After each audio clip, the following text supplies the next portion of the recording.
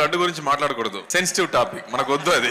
லட்டு பத்தி பேச மாட்டேன், அது சென்சிட்டிவ் இஷ்யூன்னு கார்த்தி சொன்னதுக்கு ஆந்திரா துணை முதல்வர் பவன் கல்யாண் எச்சரித்து பேசியிருக்காரு. இதை தொடர்ந்து சமூக வலைதளம் மூலமா பவன் கல்யாண் கிட்ட மன்னிப்பும் கேட்டிருக்காரு கார்த்தி.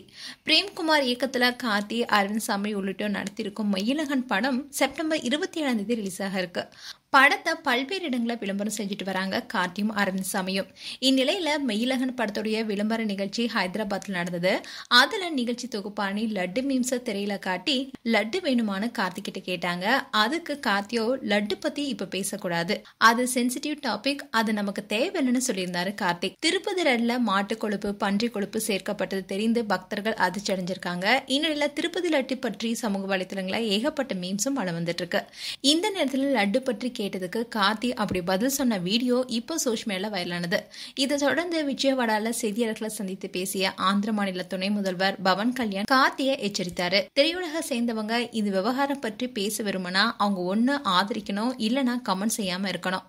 லட்டுவை வச்சு ஜோக் செய்றாங்க, லட்டு சென்சிட்டிவ் விவகாரம்னு சினிமா நிகழ்ச்சியில கூட பார்த்தேன், அப்படி மட்டும் சொல்லாதீங்க, நடிகர்களா உங்களை மதிக்கிறேன், ஆனா சனாதன தர்மம் விஷயத்துல ஒரு வார்த்தை சொல்லும் முன்பு 100 முறை யோசிக்கணும்னு சொல்லியிருந்தாரு.